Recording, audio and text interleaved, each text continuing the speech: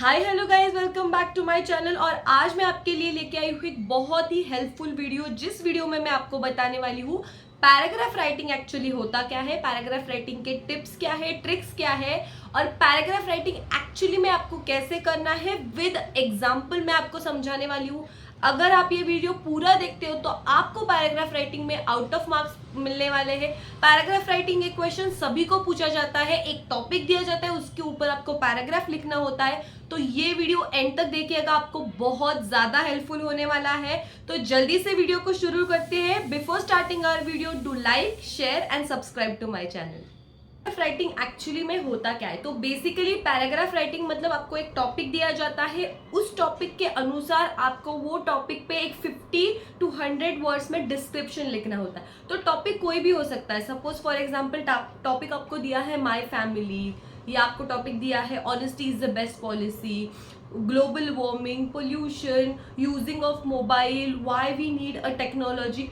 ऐसे कोई भी टॉपिक किसी भी सब्जेक्ट के रिलेटेड हो सकते हैं। तो जब भी आपके पास सामने क्वेश्चन पेपर आए या जब भी आप पैराग्राफ राइटिंग कर रहे हो, मेक श्योर दैट जो भी टॉपिक आपको दिया गया है उसके बारे में पहले सोचो, अच्छे से सोचो, think about it, some points निकालो उसके। कि सपोज टॉपिक है माय फैमिली, तो माय फैमिली पे क्या पॉइंट्स आ सकते हैं, मेरी फैमिली में कौन कौन है, हाउ माय फैमिली सपोर्ट्स मी। ऐसे 5-6 पॉइंट्स आप नोट डाउन करके रखो। पैराग्राफ राइटिंग के टाइम आपको ये पॉइंट्स बहुत ज्यादा यूजफुल होंगे। टिप नंबर 2 है हमारी, जो भी आप लिखने वाले हो, जो भी टॉपिक पे आप पैराग्राफ लिखने वाले हो, उसका हेडिंग मतलब स्टार्टिंग अच्छे से करना बहुत ज्यादा इंपॉर्टेंट है। मतलब टॉपिक है honesty is the best policy, तो इधर आपका हेडिंग आना चाहिए वैसे honesty is the best policy. Because आपने हेडिंग ही नहीं दिया है तो सामने वाले को समझ में नहीं आने वाला है कि आपने कौन से टॉपिक पर पैराग्राफ लिखा है। और टॉपिक की स्टार्टिंग, एंडिंग एंड मिडिल बहुत ज्यादा इंपॉर्टेंट है। तो चलिए हम देखते हैं स्टेप नंबर 3 में एक्चुअली में इसका फॉर्मेट क्या है। स्टेप नंबर 3 मतलब एक्चुअली आप पैराग्राफ कैसे फॉर्म करते हो। पैराग्राफ फॉर्मिंग के टाइम पे आपका फर्स्ट आएगा is a beginning of the topic और beginning of the paragraph. Suppose आपको टॉपिक दिया, जैसे मैंने आपको बोला honesty is the best policy, तो आपको शुरुआत में ऐसा लिखना है क्यों honesty is the best policy, आपके अकॉर्डिंग टू क्यों लगता है। स्टार्टिंग आपको बहुत अट्रैक्टिव और बहुत अच्छी सेंटेंस से स्टार्ट करनी है, first 2 line. Then middle part में आप एग्जाम्पल भी बता सकते हो, बहुत इंपॉर्टेंट है। अगर आप कोई एग्जाम्पल, 1 से 2 एग्जाम्पल वेरी शॉर्ट, मतलब 2 to 3 सेंटेंसेस में अगर आप एग्जाम्पल उसका बताते हो कोई भी पैराग्राफ का, तो आपको अच्छे मार्क्स मिलेंगे। बिकॉज सामने वाले को समझ में अच्छे से आएगा कि किस टॉपिक पर ये पैराग्राफ डिपेंड है। And then end of the paragraph, end of the paragraph जब आता है तब आपको कंक्लूजन लिखना है। बेसिकली जो भी पैराग्राफ आपको दिया गया है उसका कंक्लूजन क्या है, उसको आपसे क्या आपको उससे क्या सीखने मिला और बाकी के लोग उससे क्या सीख सकते हैं, इसके बारे में भी आप लिख सकते हो। और मेक श्योर दैट जब आप पैराग्राफ खत्म करो तब आप कोई वर्ड्स यूज कर सकते हो, जैसे दस, देयरफॉर, फाइनली। ऐसे बहुत सारे कीवर्ड्स हैं जो आप पैराग्राफ के इन बिटवीन भी यूज कर सकते हो और लास्ट में भी यूज कर सकते हो। तो बिगिनिंग, मिडिल एंड एंडिंग बहुत ज्यादा इंपॉर्टेंट है। एक कॉन्सिक्वेंस, एक सीक्वेंस वाइज आपको जाना है। पैराग्राफ का सीक्वेंस अच्छे से लिखोगे तो आपको मार्क्स अच्छे से मिलने वाले हैं। इंपॉर्टेंट पार्ट, पैराग्राफ ज्यादा लेंदी नहीं होना चाहिए। पैराग्राफ अप्रोक्सीमेटली 50 to 100 वर्ड्स में आना चाहिए। अगर आपको टॉपिक के बारे में बहुत ज्यादा नॉलेज है, सब कुछ पता है, टॉपिक का सब कुछ है, और अगर आप पैराग्राफ मोर देन 1 पेज लिखते हो तो उसका यूज ही नहीं है कोई। Because paragraph use to be 100 to not more than 100 words. So make sure that आप जो भी पैराग्राफ लिख रहे हो 100 वर्ड्स के अंदर लिखो, पॉइंट वाइज लिखो, आपको अच्छे मार्क्स मिलेंगे।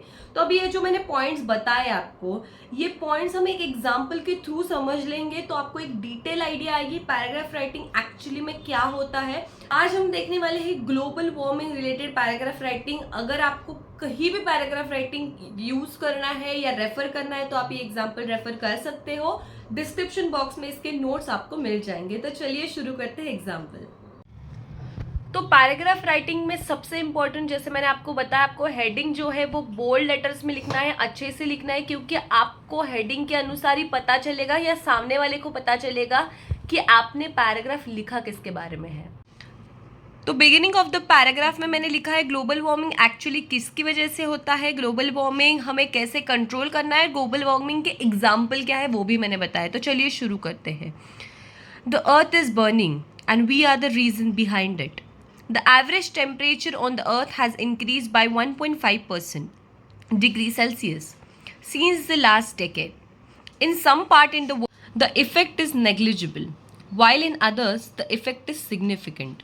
तो आप पहले देख सकते हैं कि मैंने ये लिखा है कि ग्लोबल वार्मिंग से अर्थ इज बर्निंग, और उसके पीछे का रीज़न जो है वो हम है, बिकॉज अर्थ का जो टेम्परेचर है वो बहुत ज़्यादा बढ़ रहा है 1.5% से, और इसका इफेक्ट जो हो रहा है वो कुछ जगह पे नेग्लिजिबल है, बट कुछ जगह पे बहुत ज़्यादा सिग्निफिकेंट है, मतलब बहुत ज़्यादा है. Burning of fossil fuels and respiration by animals release gases like carbon dioxide that escapes into the atmosphere. It is necessary to prevent our planet from becoming frozen ball, but excessive carbon dioxide retains in all emitting from earth surface. So basically मैंने यहाँ पे लिखा है कि burning of fossil fuels and जो carbon dioxide हमारे respiratory system से या एनिमल्स के रेस्पिरेटरी सिस्टम से रिलीज होता है, उससे अर्थ कैसे ग्लोबल वार्मिंग से सफ़र कर रही है और एक फ्रोजन बॉल बन चुकी है. The gases like methane, nitrous oxide, ozone causes pollution, which also called as greenhouse gases. But we can control this situation. Global warming can wipe out by adopting greening transportation, means more efficient mass transportation systems. Promote the use of renewable means natural resource of energy. Solar, wind, geothermal, etc. The habit of reusing and recycling is a very good option with the pollution and global warming.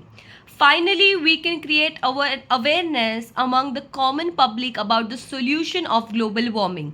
तो basically मैंने इस paragraph में global warming कैसे होता है, global warming के effects क्या है और ग्लोबल वार्मिंग हम कैसे कंट्रोल कर सकते हैं, ये सभी चीज़ें मेंशन की है. आप देख सकते हैं 50 to 100 वर्ड में मैंने जो आपको बताया था, मतलब हेडिंग लिखा है, स्टार्टिंग, मिडल एंड एंडिंग लिखा है. एंडिंग में आपको कंक्लूजन लिखना है, और ऐसी तरीके से आप अगर पैराग्राफ राइटिंग लिखते हो, आप पैराग्राफ राइटिंग प्रेजेंट करते हो, तो आपको आपके एग्जामिनेशन में फुल मार्क्स 100% मिलने वाले हैं. अगर आपको ये वीडियो अच्छा लगता है तो आपके फ्रेंड्स के साथ शेयर कीजिए, चैनल को लाइक कीजिए, सब्सक्राइब कीजिए, and thank you so much for watching.